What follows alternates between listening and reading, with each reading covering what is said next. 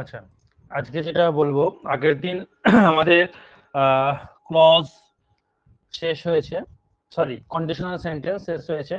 তো তারপরে একটা আমি কনসেপ্ট লিখে রেখে দিয়েছিলাম, কনসেপ্ট অফ ইমাজিনেশন বলে। তো সেখান থেকে আমরা শুরু করছি কনসেপ্ট অফ ইমাজিনেশন। তো এটাকে আমি আলাদা টপিক হিসেবেই ধরছি, ক্লজের সাথে রিলেটেড, সরি ক্লজ বলছি, ক্লজ যেটা সে কন্ডিশনাল সেন্টেন্স সব একই ধরনেরই জিনিস। হ্যাঁ, কিন্তু এখানে আমি এটা আলাদা করে কনসেপ্ট অফ ইমাজিনেশন বলে পয়েন্ট করে এটাকে শুরু করছি। এবং এখান থেকে কোয়েশ্চেন পরীক্ষায় আসেই, তোমরা দেখলে বুঝতে পারবে, কারণ আগের দিন অনেকে ক্লাসটা দেখেছো একটু। চলো তাহলে টপিকটার নাম দিচ্ছি কনসেপ্ট অফ ইমাজিনেশন।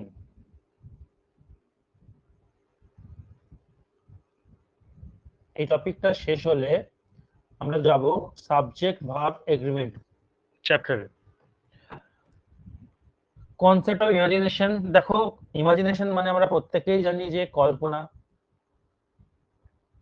ভাবনা, যেটা আমাদের এই যে কনসেপ্ট অফ ইমাজিনেশনের উপর বেস করে বেশ কয়েকটা কোয়েশ্চেন পরীক্ষায় দেয়। তাদের মধ্যে কি কিছু বলছো? স্ক্রিন দেখা যাচ্ছে না স্যার।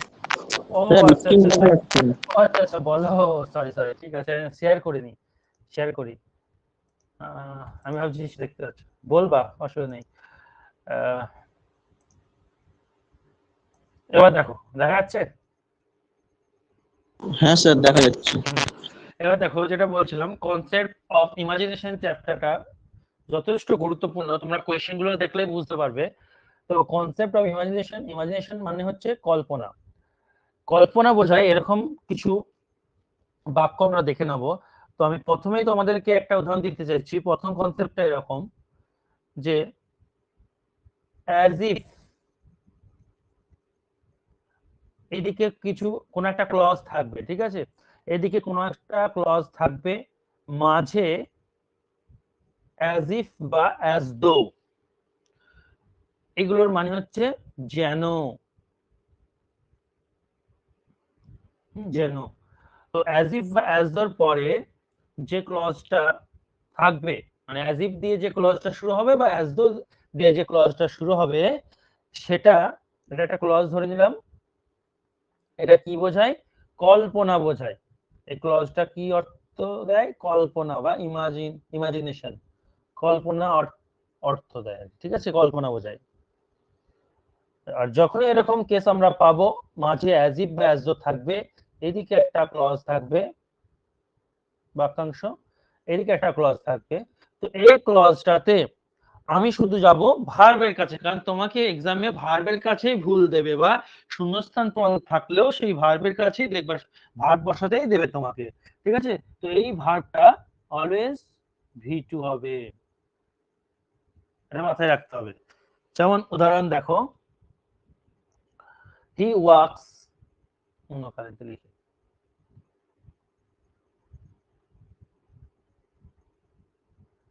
সে হাঁটে, অ্যাজ ইফ, যেন the earth belongs to, previous years question, এটা বলবে তোমরা, টু হিম। বলো তো কোথায় ভুল আছে?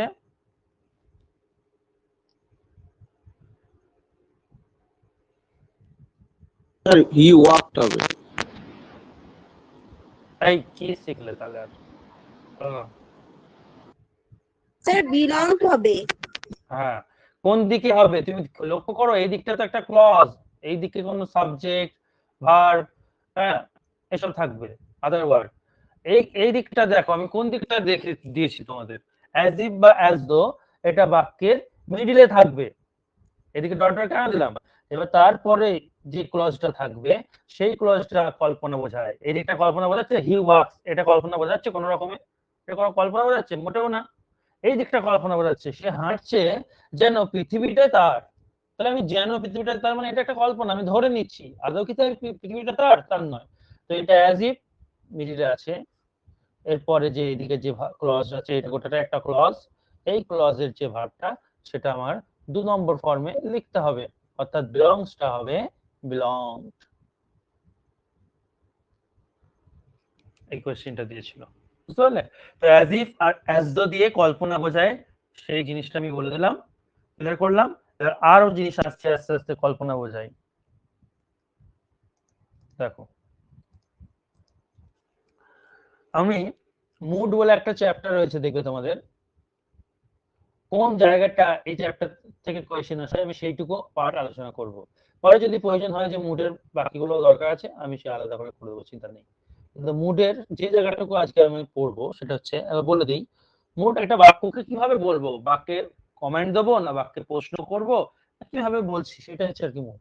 তো ইন্ডিকেটিভ মুড এটা একটা ভাগ হয়, এগুলো কি আজকে বলবো না, তাহলে অন্য চ্যাপ্টারে চলে যাবো। ইন্ডিকেটিভ মুড প্রয়োজন হলে আমি এটা আলাদা করে ক্লাস করে দেবো, নাহলে যতটুকু পরীক্ষায় আসে সেটা শোনো আজকে। ইম্পারেটিভ মুড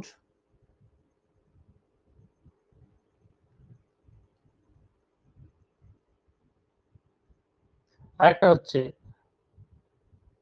সাবজাংটিভ মুড, এখান থেকে কোয়েশ্চেন আসে। এই সাবজাংটিভ মুডকে আবার দুভাগে ভাগ করা হয়, একটা হচ্ছে প্রেজেন্ট সাবজাংটিভ,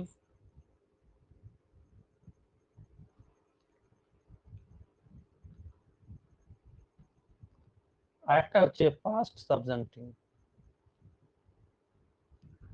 তো প্রশ্ন এরর কারেকশন বা শূন্যস্থান পূরণ যেটা দেয় সেটা হচ্ছে এইখান থেকে দেয়। ঠিক আছে, তো আমরা পাস্ট সাবজাংটিভ পড়বো আজকে, এইটুকুই দরকার, এইটুকুই দরকার। দেখছি পাস্ট সাবজাংটিভ মুড।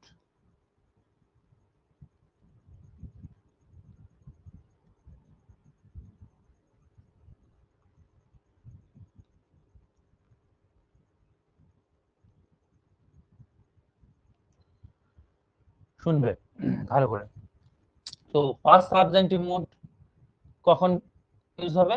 ইমাজিনেশন বোঝায়, ইমাজিনেশন বোঝায় বা কল্পনা বোঝায়, তখন আমরা পাস্ট সাবজাংটিভ মুডে ব্যবহার করব। কিরকম?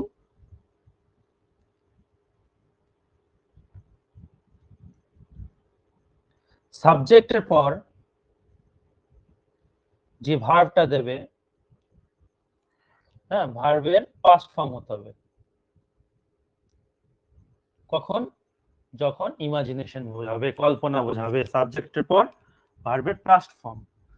এবার পাস্ট ফর্মের মধ্যে আবার ওয়াজ মানে সিঙ্গুলার ভার্ব থাকবে না, ওয়াজ মানে সিঙ্গুলার ভার্ব থাকবে না, প্লুরাল হতে হবে। হ্যাঁ,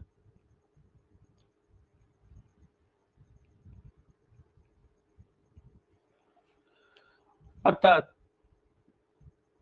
যদি কখনো আমরা এরকম পাই সাবজেক্টের পরে কল্পনা বোঝাবে, এবং এরকম যদি দেখতে পাই ওয়াজ এবং ওয়্যার এর মধ্যে কাকে নেবো আমরা? ওয়্যার কে নেবো। সেক্ষেত্রে তোমার এই সাবজেক্টটা যেই হোক না কেন, এই সাবজেক্টটা হতে পারে রাম, এই সাবজেক্টটা হতে পারে আমি, সে, ইউ, যে হোক না কেন আর কি। ঠিক আছে, আর লিখলাম না। যদি কখনো এরকম দেখি সাবজেক্টটার সাথে প্রয়োজন পড়ছে হ্যাভ, হ্যাজ বা হ্যাডের, এবং সেটা কল্পনা বোঝাচ্ছে, অবশ্যই এগুলো কিন্তু কল্পনা হতে হবে, নর্মাল হয়, সবই কল্পনা। ফার্স্টে কল্পনা বলে যদি আমি এমন এমন এরকম হতাম, ওরকম হতাম, এরকম আর কি। তো তখন আমরা কি বলেছি? ভার্বের পাস্ট ফর্ম হবে, ভার্বের পাস্ট ফর্ম কি? হ্যাড। হ্যাজ তো প্রেজেন্ট পারফেক্ট, প্রেজেন্টের কথা বলে, হ্যাভ ও প্রেজেন্টের কথা বলে, তাহলে আমরা কাকে বসাবো? হ্যাড কে বসাবো, এরকমটা। আবার যদি কখনো দেখি সাবজেক্টের পর প্রয়োজন হচ্ছে ডু ডাজ এর মধ্যে, তাহলে আমরা কাকে নেব? ডিড কে নেব, কারণ ডিড হচ্ছে ফার্স্ট ফর্ম। অথবা সাবজেক্টের পর অন্য কোনো যদি ভার্ব আসে তার 2 নম্বর ফর্ম। এই হচ্ছে ব্যাপার।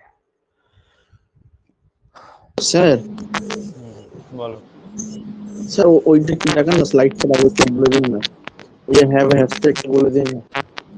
হ্যাভ হ্যাজ বলতে হচ্ছে কেন আমাকে? আমি কি চাই? কল্পনা বোঝালে আমার কি চাই? পাস্ট ফর্ম চাই। আমি তো প্রথমে লিখলাম পাস্ট ফর্ম, তাহলে হ্যাভ হ্যাজ কখনো পাস্ট ফর্ম নাকি?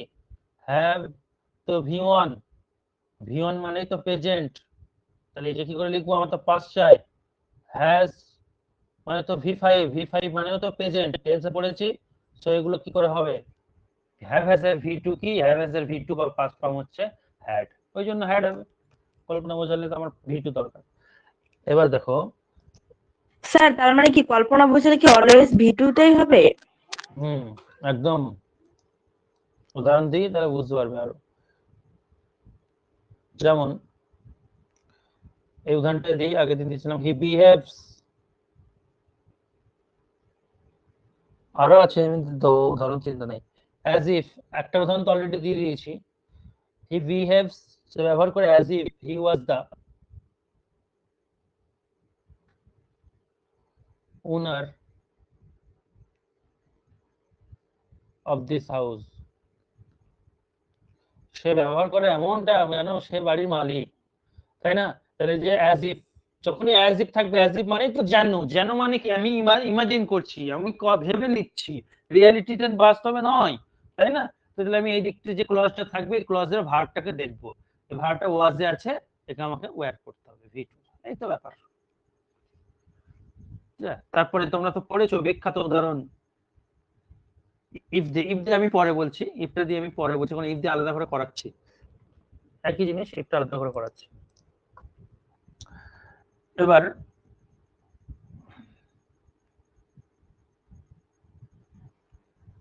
কল্পনা বোঝায় এমন আরো অনেক ওয়ার্ড, কল্পনা বোঝায় এমন বাক্য, লিখি ওয়ার্ড না লিখি, এমন বাক্য।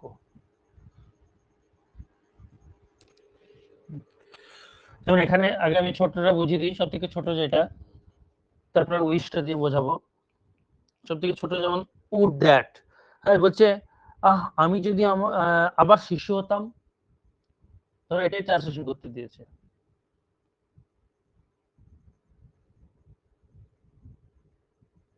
যে মানে অবাক হচ্ছে, আমি যদি আবার শিশু হতাম, এটা তো কল্পনা। তো সেম কেস, এক্ষেত্রে তুমি শুরু করো উড দ্যাট, এটা উইশকে বোঝায়। উড দ্যাট এটাও কল্পনাকে বোঝায়, এই ওয়ার্ডটা মনে রাখবে, উড দ্যাট দিয়ে শুরু করে, যদি কোনো বাক্য শুরু থাকে কল্পনা বোঝায়, ঠিক আছে?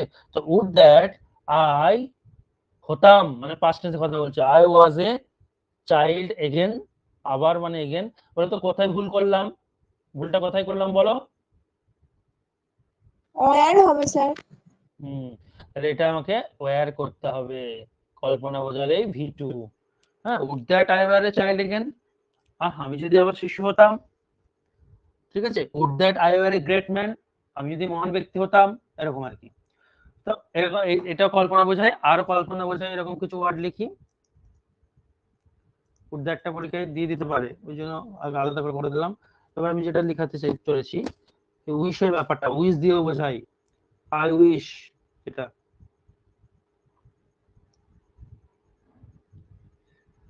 I wish, we wish,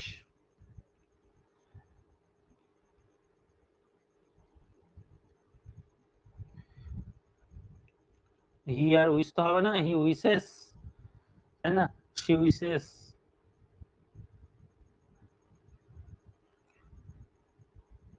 they wish.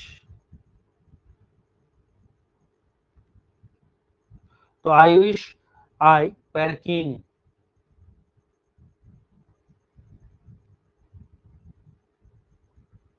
তারপর we wish we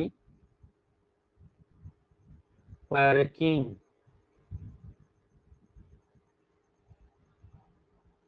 you wish you have a large house, he wishes he was the teacher,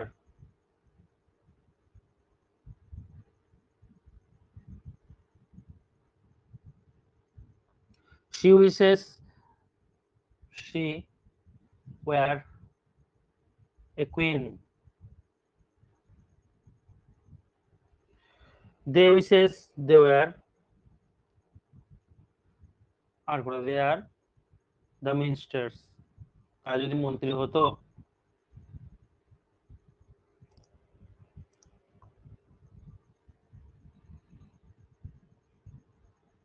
ministers। তাহলে দেখো বুঝতে পারছো আই উইশ মানে আমি কল্পনা করছি ইস কাশ যদি আমি রাজা হতাম এরকম। তাহলে আমি এই দিকটা দেখবো ভার্বে 2 নম্বর আছে কিনা, দেখো ওয়্যার আছে, তাহলে এটা ঠিক আছে। এখানে ওয়াজ দিয়ে দেবে তোমাকে, তো ওয়্যার করতে হবে।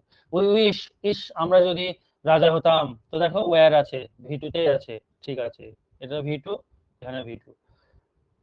You wish you have a large house, তুমি ভাবছো তোমার যদি বাড়ি থাকতো বড়, তাহলে এখানে কি হবে হ্যাভটা ভি2 কি হবে গো হ্যাভ হ্যাড হবে, হ্যাড হ্যাড হবে।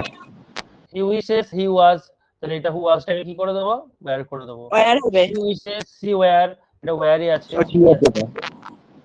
এটাতে কি Support করে দেবো where? ওয়্যার করে দেবো। এই তো ব্যাপার হলো। এবার ইফ এর ব্যাপারটা বলবো, এটা তো বুঝে গেলাম। ইফ দিয়ে কল্পনা বোঝায়, আবার অনেক সময় কল্পনা না বোঝাতে পারে।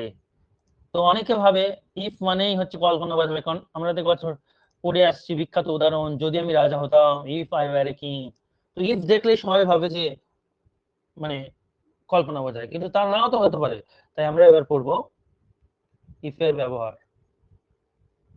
ইফ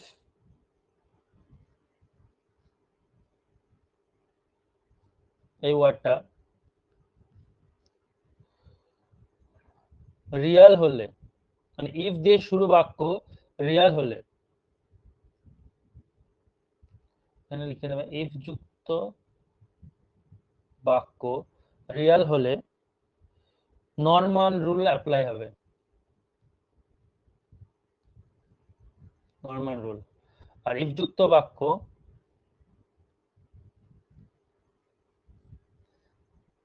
ইমাজিনেশন হলে, কল্পনা, পাস্ট সাবজেক্টিভ মুড ব্যবহার করব, মানে ওই পাস্ট টেন্স।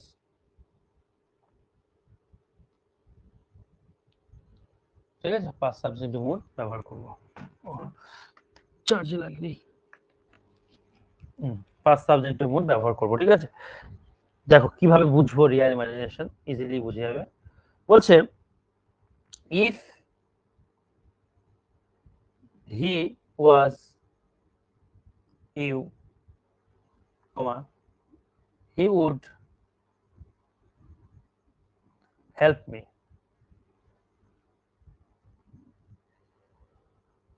বলো বাক্যটা কি ঠিক আছে?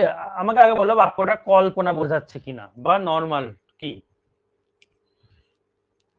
স্যার কল্পনা যাচ্ছে। ইংলিশ তো দেখো বলছে যদি সে তুমি হতো তাহলে সে আমাকে সাহায্য করতো। তাহলে পরিষ্কার বোঝা যাচ্ছে কল্পনা, সে কখনো তুমি হতে পারে পারে না। তো এখানে ইফটা হচ্ছে ইমাজিনেশন। ইমাজিনেশন হলে কি রুল অ্যাপ্লাই করব, পাস্ট সাবজেক্টিভ মুড ইউজ করব। পাস্ট সাবজেক্টিভ মুড কি বলে না, ইফ যুক্ত যে ক্লজটা থাকবে সেটাকে ওয়্যার করব। ক্লিয়ার? এবার দেখো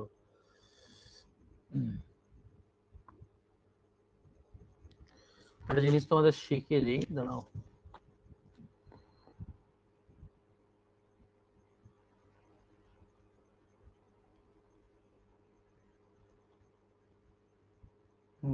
এটা দেবো,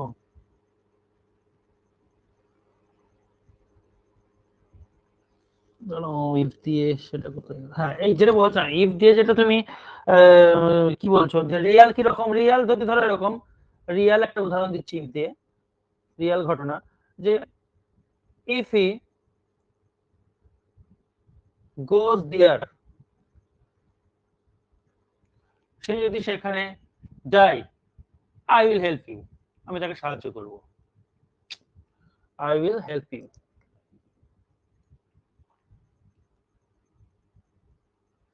তাহলে এবার তুমি আগেরটাই পাস সাবজেক্টিভ মুড ইউজ করছো বলে তুমি এটাকে কেটে ওয়েন্ড করে দেবা, ভি2 করে দেবা, ইফ এর সাথে যে ক্লজটা আছে ভার্বটাকে 2 নম্বর করে দেবা, হবে না। কারণ এটা রিয়েল, এটা ইমাজিনেশন নয়, এটা কিন্তু কল্পনা বোঝাচ্ছে না, এটা বাস্তবে বোঝাচ্ছে, এটা রিয়েল ফ্যাক্ট। কি রিয়েল ফ্যাক্ট? যে যদি সে ওখানে যায় আমি তাকে সাহায্য করবো, তো এখানে কোনো কল্পনা কি যাবে, অবাস্তব হতে পারে কোনো, সে গেলেই হবে, এরকম ব্যাপার। সেই জন্য বললাম ইফ রিয়েল আর আনরিয়াল বা ইফ রিয়েল আর ইমাজিনেশনের ব্যাপারটা ক্লিয়ার করে ফেললাম। এবার যেটা আমরা বলবো,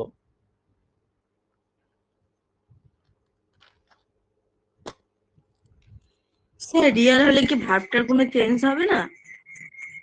তোমার অর্থ অনুযায়ী চেঞ্জ হবে। যেমন এখানে দেখো, যেমন এখানে আমরা এখানে এবার তোমাকে আসতে হবে কন্ডিশনাল চ্যাপ্টারটাই চলে আসতে হবে।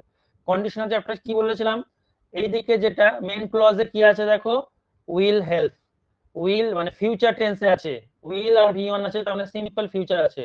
তাহলে দেখবা সাবঅর্ডিনেট ক্লজটা কি বলেছিলাম, সাবঅর্ডিনেট ক্লজটা হবে সিম্পল প্রেজেন্টে। তো এটা সিম্পল প্রেজেন্টে হিটা থার্ড পারসন সিঙ্গুলার, তাই কোনো চেঞ্জ হলো না। যদি তোমাকে এরকম দিয়ে দিত ইফ হি গো, হি তো থার্ড পারসন সিঙ্গুলার, তাহলে এখানে তোমাকে গোস করতে হতো, তখন কেটে আবার। তো এখানে ঠিকই দিয়েছে বাক্যটা, আমি উদাহরণটা তোমাদের বোঝাতে চাইলাম যে এখানে ইমাজিনেশন বোঝাচ্ছে না। এবার এখানে ইমাজিনেশন যদি না বোঝায়, তাহলে যেমন রুল অ্যাপ্লাই করতে হয়, নর্মাল রুল মানে কি বলতে চাইলাম আমি, নর্মাল রুল মানে ওই কন্ডিশনাল চ্যাপ্টার যে রুলগুলো পড়েছি দেখবা, zero conditional, first conditional, second conditional, third conditional, সেই রুলগুলো অ্যাপ্লাই করব। সেই রুলগুলো কি বলেছিলাম, এই দিকটা যদি ফিউচার টেন্সে থাকে তাহলে এই দিকটা সিম্পল প্রেজেন্ট টেন্সে থাকবে, এই দিকটা যদি উড থাকতো তাহলে এইদিকে ওয়েন্ট হতো। এগুলো তো পড়িয়েছি, কন্ডিশনাল চ্যাপ্টারটা দেখবা তাহলে তুমি বুঝতে পারবে যে কখন চেঞ্জ হবে না হবে। তবে এখানে ওই পাস্ট সাবজেক্টিভ মুড ইউজ করতে আমি পারবো না, এটাই বলতে চাইলাম, কারণ এটা কোনো কল্পনা বোঝায়নি। কিন্তু অন্য রুলগুলো অ্যাপ্লাই হবে না তা বললে তো হবে না, অন্য রুল অ্যাপ্লাই হতে হবে, কন্ডিশনাল চ্যাপ্টার রুলগুলো অ্যাপ্লাই হবে।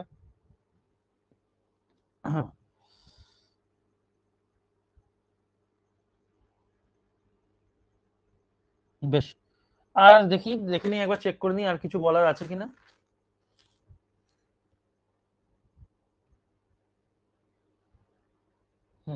পরীক্ষায় যদি এরকম ভাবে কোয়েশ্চেন দেয়,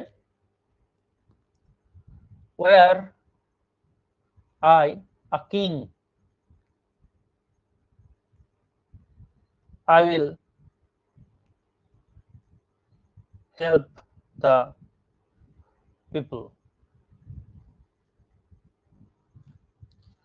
যদি এরকম কোয়েশ্চেন দেয় তো মনে রাখবে ওয়ার আই এ কিং, এটার মানে হচ্ছে এইটা, if I were a king, যদি আমি রাজা হতাম।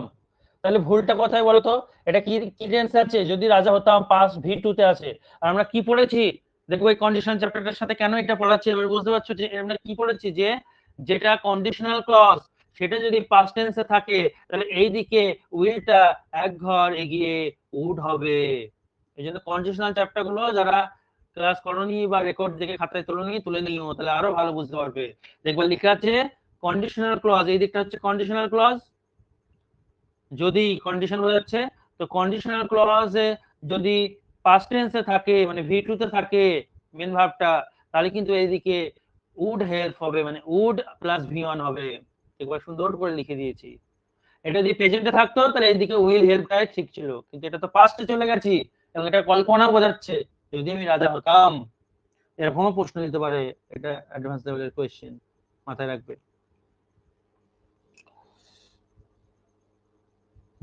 বেশ, আর কিছু দেখে নিই, কিছু কাছে কোনো জিনিস আছে কিনা।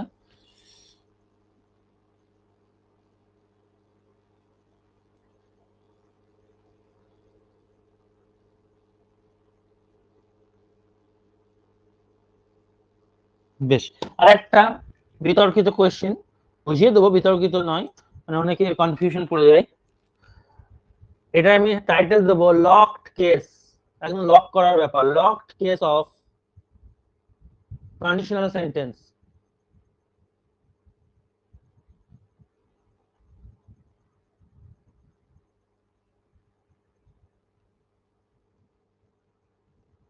বিতর্কিত, যাতে মানে বিতর্কের ব্যাপার যাতে না আসে তার জন্য এটা শিখিয়ে দিচ্ছি, এরকমও আসে অনেক সময়। If if he helped me,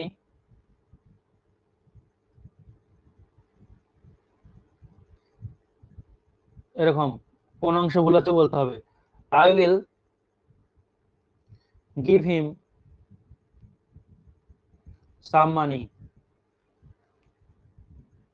তোর এরকম পজিশন থাকলো, এবার কোন দিকে এরর আছে, কোন পোর্শনটা তোমাকে বলতে হবে। ব্যাপারটা কি দেখো, আমরা কি বললাম একটু আগে তোমাদের, কি বললাম, এই দিকটা হচ্ছে কন্ডিশনাল ক্লজ। কন্ডিশনাল ক্লজ যদি V2 তে থাকে, ওয়েট ওয়েট, কন্ডিশনাল ক্লজ যদি V2 তে থাকে মানে ভার্বটা, তাহলে এইদিকে এটাকে কি করতে হবে, উড প্লাস ভি1, তাহলে এখানে উড ভি হবে। কিন্তু আবার তো এরকমও তো হতে পারে যে স্যার এই দিকটা দিয়ে ভাবুন কেন, এই দিকটা আছে উইল এর পর ভি1, তাহলে আমি এই দিকটা মানে আমরা কি জানি বলতো, এই দিকে যদি কন্ডিশনাল ক্লজে যদি ভি1 বা ভি5 থাকে, তাহলে এই দিকে কি করা যাবে, শ্যাল উইল মডাল যে কটা লিখে দিলাম চারটে, শ্যাল উইল মে আর ক্যান, এই চারটে তার সাথে ভি1 বসাবো কন্ডিশনাল ক্লজ যদি ভি1 বা ভি5 এ থাকে। তাই স্যার এইদিকে আপনি না চেঞ্জ করে আপনি এইদিকে করে দিন, এইদিকে আপনি ভি1 বা ভি5 করে দিন, হেল্পকে আপনি ইফ হি হেল্পস করে দিন। এরকম তো তর্ক উঠতে পারে। ওই জন্য এই ধরনের কোয়েশ্চেন গুলো কি করবো, এবার দেখো কোন দিক লক করে দেবো, একদিক কোন দিক লক করব, এই দিকটা লক করব, এই দিকটাকে লক করব, লকড, মানে এই দিকটা আমি চেঞ্জ করব না। কেন করব না, ইফ হি হেল্প মি, এটা একটা কল্পনা বোঝাচ্ছে, সে যদি সাহায্য করতো, করেনি বলেই বলছে, তো এখন কল্পনা করছে, কল্পনা যদি বোঝায় তাহলে সেটাকে আমরা পাস্ট সাবজাংটিভ মুড বলি। আর পাস্ট সাবজাংটিভ মুডে সবসময় ভার্বটা ক নম্বরে হবে বলেছি, পাস্টে 2 নম্বরে হবে, সেই অনুযায়ী এই দিকটা তোমাকে দেওয়া হয়েছে, ঠিক আছে। তো এই দিকটা লক করে দেবো, তাহলে আমি চেঞ্জ করবো কোন দিকে, এই দিকে, তাই উইলটাকে কেটে উড করব। ক্লিয়ার হলো কি হলো না বলো, এর থেকে ইজি ভাবে বলা যায় না। ক্লিয়ার হলো? কোন জায়গাটা বুঝতে পারলে না বলো? ওই যে উডটা কেন উড করলাম, আমি এই দিকটাকে যদি ঠিক রাখি, এই দিকটাকে চেঞ্জ করি, তাও উত্তর হয়ে যাচ্ছে, আর এই দিকটাকে ঠিক রেখে এই দিকে চেঞ্জ করি, তাও উত্তর হচ্ছে। কিন্তু পরীক্ষায় তো তোমাকে একটা উত্তর চেয়েছে, এ পোর্শনে ভুল না বি পোর্শনে ভুল, মানে এই দিকটা ভুল না এই দিকটা ভুল। তুমি কি করবা, তখন তুমি এই দিকটাকে লক করে দেবা যেটার সাথে ইফ আছে। কেন, কারণ এই দিকটা কল্পনা বোঝাচ্ছে, সে যদি আমাকে সাহায্য করতো, এখন তার চলে গেছে টাইমটা, সাহায্য তো তখন চাইছিলাম করেনি, তাহলে এটা কল্পনা বোঝাচ্ছে, যদি করতো। তো কল্পনা বোঝালে আমরা পাস্ট সাবজেক্টিভ মুড ইউজ করি, তো সেই হিসাবে এটা পাস্ট সাবজেক্টিভ মুডের ভার্ব 2 নম্বর ইউজ হয়, এখানে 2 নম্বর অলরেডি আছে, তাই একে আমি আর চেঞ্জ করব না। বেস্ট হবে চেঞ্জ করা এই দিকটাতে, তাই এই দিকটা যদি ভি2 থাকে, দেখবা কন্ডিশনাল সেন্টেন্সে বলেছিলাম এই দিকে হবে উড বা মাইট বা কুড, সুন্দর করে লিখে দিয়েছি আগের দিন, দেখবা। তো এখানে আমি উড করে দিলাম, তারপরে ভি1 তো এমনিতে আছেই, হয়ে গেল। কন্ডিশনাল চ্যাপ্টারটা না যদি করে থাকো তাহলে কিন্তু এই জায়গাটা বুঝতে পারবে না, যদিও আমি অনেকটা ইজি করে দিলাম, একবার দেখে নিও, দেখবা ক্লিয়ার হয়ে যাবে। পুরোটা কিন্তু আমি তোমাদের কি বলবো, কন্ডিশনাল চ্যাপ্টার মানে অ্যাডভান্স লেভেল পর্যন্ত এবং তার সাথে সাথে ইমাজিনেশন যা যা কনসেপ্ট ছিল আমি একদম ক্লিয়ার করে দিলাম। তো এই চ্যাপ্টারটা আমাদের শেষ, আমরা এবার ধরবো সাবজেক্ট ভার্ব এগ্রিমেন্ট চ্যাপ্টার। তো তোমাদের আমি